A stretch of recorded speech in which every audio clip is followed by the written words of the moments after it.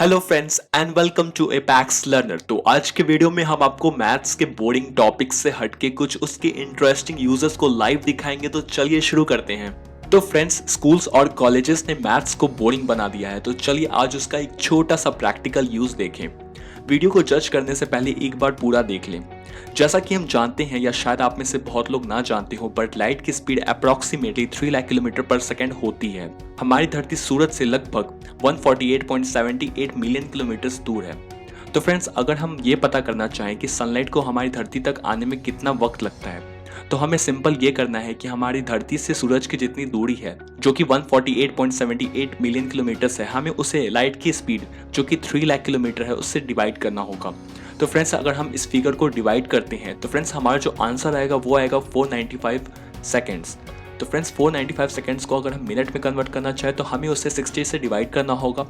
और friends, divide करने के बाद हमारा आंसर आएगा लगभग 8 मिनट 26 सेकेंड्स। तो फ्रेंड्स, हमें अब हमारा आंसर मिल चुका है, तो हमें एक बार गूगल पे वेरीफाई करना है। तो फ्रेंड्स, जब हम वेरीफाई करते हैं गूगल पे तो देखते हैं कि हमारा आंसर अप्रॉक्सीमेटली बिल्कुल सही आ रहा है। और फ्रेंड्स, सिर्फ अर्थ के बारे में नहीं, आप डिफरेंट प्लैनेट्स के, मून के, सबके बारे में सारी इन्फॉर्मेशन निकाल सकते हो कि उनमें लाइट पहुंचने में कितना टाइम लगता है। तो फ्रेंड्स, अब हम दूसरे पार्ट में देख सकते हैं कि धरती की स्पीड सूरज का चक्कर लगाने की लगभग 67,000 माइल्स पर आवर है। अब हमें पता है कि धरती को 365 दिन और 5 घंटे लगते हैं सूरज का एक चक्कर लगाने में, जो कि लगभग अगर हम घंटों में कैलकुलेट करें तो उसके लिए हमें 365 डेज को 24 आवर्स से मल्टीप्लाई करना पड़ेगा, फिर 5 घंटे उसमें एक्स्ट्रा जोड़ने पड़ेंगे, जो हमारा एक्चुअल फिगर बन के आएगा 8765 आवर्स। तो फ्रेंड्स, अब हमें धरती की स्पीड पता है जो कि है 67,000 माइल्स पर आवर, और हमें वो टाइम पता है जिसमें वो अपना 1 रिवॉल्यूशन पूरा करती है, जो कि है 8765। तो फ्रेंड्स, हम टाइम से स्पीड को जब मल्टीप्लाई करेंगे तो हमारा डिस्टेंस आ जाएगा। तो फ्रेंड्स, ये जो डिस्टेंस आता है वो है 587 मिलियन माइल्स। तो फ्रेंड्स, अगर हम चाहें तो इसे किलोमीटर में कन्वर्ट कर सकते हैं, क्योंकि 1 माइल इक्वल टू 1.6 किलोमीटर होता है।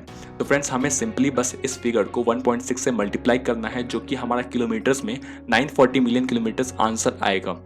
तो फ्रेंड्स, इतनी दूरी है लगभग जितने पे अर्थ रिवॉल्व करता है सन के।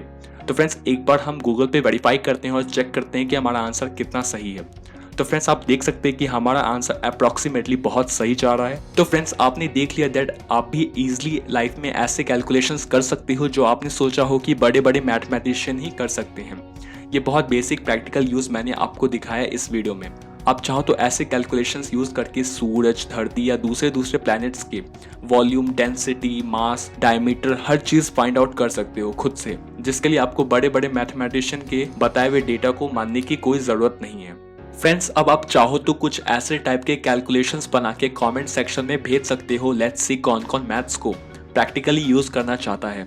ये वीडियो आपको मैथ्स सिखाने के लिए बिल्कुल भी नहीं है, बल्कि आपको नॉर्मल लाइफ में मैथ्स को प्रैक्टिकली कैसे यूज करें वो बताने के लिए है, जिसके लिए आपको कोई हैवी कैलकुलेशंस की ज़रूरत नहीं पड़ती।